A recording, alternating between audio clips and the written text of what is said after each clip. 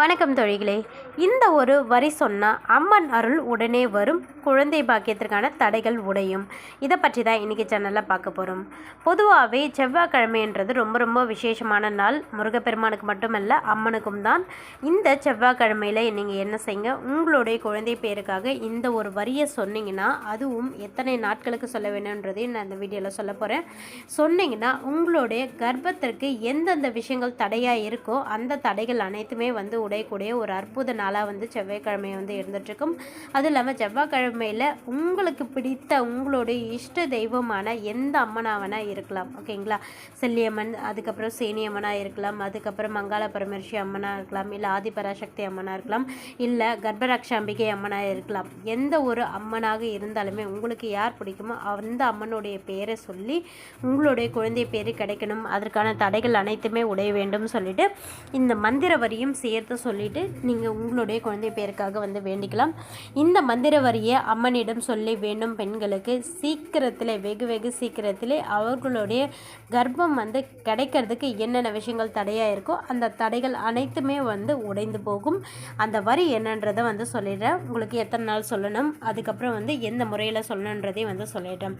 முதல்ல அம்மனுடைய மனதை கொள்ளும் அந்த ஒரு வரி என்னன்னு கேட்டிங்கன்னா, அம்மா நீங்கள் எந்த அம்மன் உங்களுக்கு பிடிக்குமோ அந்த அம்மனுடைய பேரை சொல்லிவிட்டு, அருள் புரிந்து என் கர்ப்ப பாதையை திறந்து வை. இதுதான் அந்த வரி.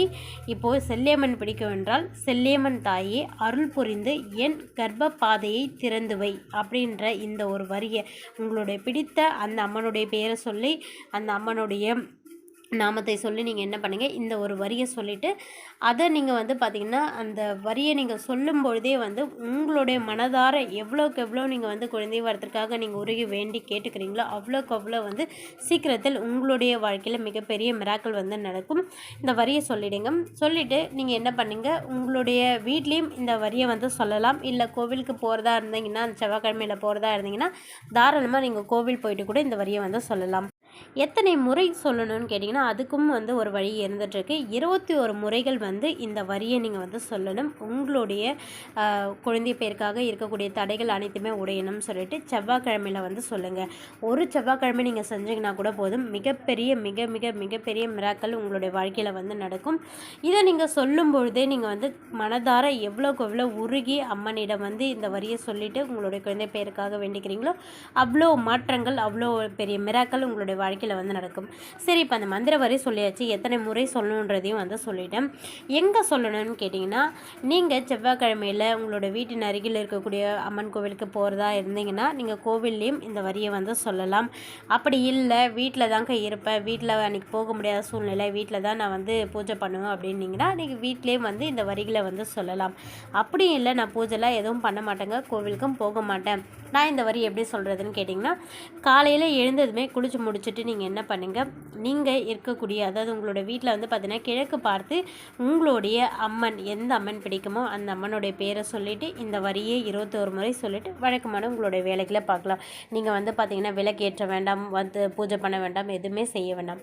ஜஸ்ட்டு இந்த மந்திர வரிகளை நீங்கள் இருக்கக்கூடிய இடத்துல என்ன ஒன்று குளிச்சு முடிச்சுட்டு கிழக்கு பார்த்து சொல்லுங்கள். கோவிலுக்கு போயிட்டு பூஜை பண்ணுறாங்க கோவிலில் சொல்லுங்கள், வீட்டில் பூஜை பண்ணுறாங்க வீட்டில் சொல்லுங்கள்.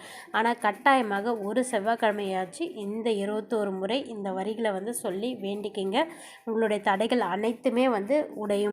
அடுத்தது, இந்த மந்திர வரியை நம்ம செவ்வாய்க்கிழமை சொல்லிட்டோங்க, அதுக்கப்புறம் எங்களுடைய வாழ்க்கையில் என்ன மாதிரியான மாற்றங்கள் ஏற்படும், எப்படி நாங்கள் இந்த கர்ப்பத்தடை உடைஞ்சிருக்குன்றதை எந்த விதத்தில் நாங்கள் தெரிஞ்சுக்கலாம் அப்படின்னு கேட்டிங்கன்னா, என்னென்ன அறிகுறிகள் மூலம் தெரிஞ்சுக்கலான்னு கேட்டிங்கன்னா அதற்கும் ஒரு வழி இருந்துகிட்ருக்கு.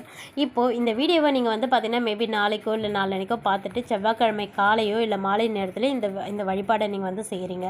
செஞ்சு முடிச்சது கரெக்டாக பார்த்தீங்கன்னா ஒரு வாரம், இந்த செவ்வாய்க்கிழமை சொல்லியிருந்தீங்கன்னா அடுத்த செவ்வாய்க்கிழமைன்றது ஒரு வார காலம் டைம் விட்டுடுங்க.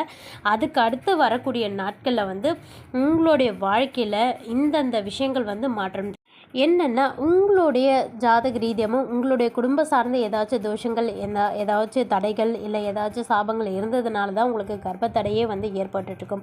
அந்த விதங்கள் எல்லாமே நீங்கும் பொழுது உங்களுடைய வீட்டில் என்ன ஆகும்னா, சின்ன சின்ன அறிகுறிகள் உங்களுக்கு பறவைகள் மூலயமா தெரிய வரும். அதாவது ஏதாச்சும் பார்த்திங்கன்னா பட்டாம்பூச்சி அந்த மாதிரி ஏதாச்சும் உள்ளே வரலாம், இல்லை ஏதாச்சும் கிளிகள் சத்தம் பார்த்திங்கன்னா தொடர்ந்து இதுக்கு முன்னாடி இருந்ததை விட வழக்கத்தை விட அதிகமாக உங்களோட வீட்டில் பறவைகள் உயிரினங்களில் வந்து வர ஆரம்பிக்கலாம்.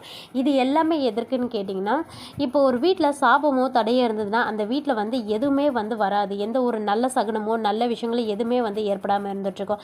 அது எல்லாமே நீங்கும்பொழுது என்னென்னா இந்த மாதிரியான சமிக்கைகள், அதாவது இந்த மாதிரியான சத்தங்கள் பறவைகள்லாம் வீட்டுக்கு வர ஆரம்பிக்கும் பொழுது, ஏன்னா நல்ல இதுவும் இருக்குது, நல்ல சக்தி நல்ல வைப் இருக்கக்கூடிய இடத்துல தான் உயிரினங்கள் பறவைகள் எல்லாமே வந்து வரும். அந்த விதத்தில் தடைகள் எல்லாமே கர்ப்பத்தடை நீங்கிடுச்சுன்னா நிச்சயமாக உங்களை வீட்டில் இந்த மாதிரி சின்ன சின்ன விஷயங்கள்லாம் வந்து ஏற்படும். அதுவுமே உங்களுக்கு ஒரு பாசிட்டிவான நல்ல அறிகுறி தான். அடுத்த விஷயங்கள் என்னென்னா, நீங்கள் ரொம்ப நாளாக ஏதோ ஒரு கோவில் வழிபாடோ இல்லை ஏதோ ஒரு பூஜையோ இல்லை ஏதோ ஒரு குழந்தை பேர் சம்மந்தமாக சில விஷயம் செய்யணும்னு சொல்லிட்டு நினச்சிட்ருப்பீங்க. ஆனால் அதை செய்ய முடியாமல் உங்களுக்கு வந்து ஏதோ ஒரு தடை வந்து இருந்துகிட்டே இருக்கும். சடனாக இந்த செவ்வாய்க்கிழமையில் இந்த வழிபாடு நீங்கள் முடித்ததுக்கப்புறம், இந்த மந்திர வரியெல்லாம் சொல்லி பூஜை முடித்ததுக்கப்புறம் அந்த ஒரு வாரம் கழித்து உங்களுக்கு அந்த வேலை நடக்கிறதுக்கான ஏற்பாடுகள் வந்து தானாகவே நடக்கும். நீங்கள் முயற்சி செய்யாமலே தானாகவே அது எல்லாமே உங்களுக்கு வந்து கைக்கூடி வரும். இந்த கோவிலுக்கு போகணும்னா டக்குன்னு போகக்கூடிய சூழ்நிலை வரும். அந்த கோவில் சார்ந்து ஏதாச்சும் ஒரு விஷயம் முடிவெடுக்கிறதுக்கான சூழ்நிலை வரும். இது எல்லாமே உங்களுக்கு வந்து பாசிட்டிவான விஷயம். உங்களுக்கு கர்ப்பத்தடை உடஞ்சிருக்குன்றது மூலயமா தான் அது நீங்கினா தான் இந்த விஷயங்கள் எல்லாமே, அந்த தடைகள் எல்லாமே உங்களுக்கு வந்து பார்த்திங்கன்னா நீங்கினா தான் இது எல்லாமே நடக்கும். அந்த கோவிலுக்கு போகிறதுக்கான நல்ல வாய்ப்பு வரும். நீங்கள் போவீங்க, நீங்கள் பரிகாரம் செய்வீங்க, அந்த கோவில் அம்மனை வழிபடுவீங்க. சில பேருக்கு குலதெய்வ கோவிலுக்கே போக முடியாத சூழ்நிலை கூட ஏற்படும். அது எல்லாமே அந்த தடைகள் எல்லாமே உடையிறதுக்கு இந்த வரி வந்து யூஸ்ஃபுல்லாக இருக்கும். அந்த உடஞ்சிருந்தனாலே உங்களுக்கு அதற்கான நேரங்கள் எல்லாமே வந்து கைக்கூடி வரும். அதுவும் ஒரு நல்ல அறிகுறி தான். அடுத்த விஷயங்கள் முக்கியமானது உங்களுடைய மருத்துவ ரீதியானது.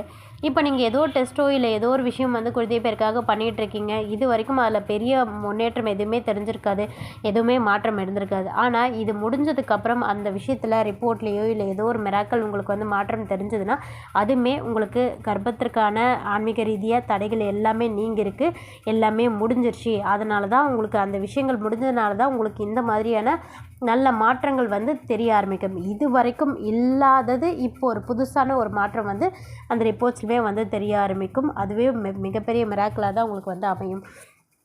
ஸோ இந்த மாதிரியான அறிகுறிகள். அடுத்தது முக்கியமான அறிகுறி வந்து உங்களுடைய கனவில் அம்மனோ இல்லை உங்களுடைய பிடிச்ச தெய்வமோ இல்லை வந்து பார்த்திங்கன்னா நீங்கள் முருகர் பூஜை பண்ணுறதா இருந்தீங்கன்னா வணங்குறவங்க முருகர், இந்த மாதிரி ஏதாச்சும் ஒரு கடவுள் உங்களுடைய கனவில் வந்து உங்களுக்கு ஏதாச்சும் ஒரு விஷயத்த வந்து சொல்கிற மாதிரி, இல்லை வந்து பொதுவாகவே கடவுள் உங்களுடைய கனவில் வந்தாலுமே அது நிச்சயமாக ஒரு மிகப்பெரிய ஒரு சைன் தான். கண்டிப்பாக மிகப்பெரிய அறிகுறி தான். கடவுள் வந்து உங்ககிட்ட ஏதோ தரா மாதிரியோ இல்லை குழந்தையே சில பேருக்கு தரா மாதிரியும் கனவு வரும். இல்லை ஏதாச்சும் பொருளை வந்து தரா மாதிரி இருக்கும். இல்லை நீ இந்த இடத்துக்கு போ, இந்த கோவிலுக்கு போ, இந்த நீ செய் அப்படின்னு சொல்லிட்டு கடவுள் வந்து உத்தரவு போடுற மாதிரி ஏதாச்சும் உங்களுக்கு வந்திருந்தாலோ, இல்லை உங்களுடைய இறந்த முன்னோர்கள் கனவுல வரா மாதிரியும், அதாவது தாத்தா பாட்டியோ இல்லை வந்து இறந்த ஏதோ ஒரு நபர்கள் வந்து உங்களோட வீட்டிற்கு வரா மாதிரியும், இல்லை உங்களோட கையை பிடிச்சி எங்கன்னா கூப்பிட்டு போகிற மாதிரியும், இல்லை ஏதோ ஒரு விஷயங்கள் வீட்டுக்குள்ளே வரா மாதிரியும், இல்லை இதை வந்து எடுத்துக்கோ, இதை வந்து செஞ்சுக்கோ, இதை வந்து பண்ணிக்கோ, அந்த மாதிரி நீ ஏதோ ஒரு விஷயத்தை அவங்க சொல்ல வந்தாலுமே அதுவுமே உங்களுக்கு வந்து உங்களுடைய கர்ப்பத்தடை நீங்கிறதுக்கான மிகப்பெரிய ஒரு சைன் தான். நான் சொன்னேன் இந்த அறிகுறி எல்லாமே இருந்துச்சுன்னா உங்களுக்கு அந்த பரிகாரம் நீங்கள் செஞ்சுருக்கக்கூடிய செவ்வாய்க்கிழமையிலே செஞ்சுருக்கக்கூடிய பரிகாரம் வந்து நல்ல பலன் தந்திருக்கு. கர்ப்பத்தடை உடைஞ்சிருக்குன்றது உங்களுக்கு நீங்கள் தெரிஞ்சுக்கலாம். ஓகே தோழிகளே, நான் சொன்ன இந்த தகவலானது நிச்சயம் உங்களுக்கு உதவியாக இருந்திருக்கும். இந்த வீடியோ சம்பந்தமாக என்ன டவுட் இருந்ததுன்னா நீங்கள் கண்டிப்பாக கமெண்ட் செக்ஷனில் கமெண்ட் பண்ணுங்கள். நீங்கள் செவ்வாய்க்கிழமை இந்த பரிகாரம் செய்ய போகிறீங்கன்னா கீழே கமெண்ட் செக்ஷன்லையும் உங்களுக்கு பிடிச்ச அம்மனுடைய பேரையும் நீங்கள் டைப் பண்ணி எனக்கு வந்து அனுப்பிவிடுங்க. கண்டிப்பாக நான் அதையும் பார்க்குறேன். நன்றி. எவ்வளோ பேர் இந்த பரிகாரம் செய்கிறீங்கன்றதை நானும் தெரிஞ்சுக்கிறேன். நன்றி.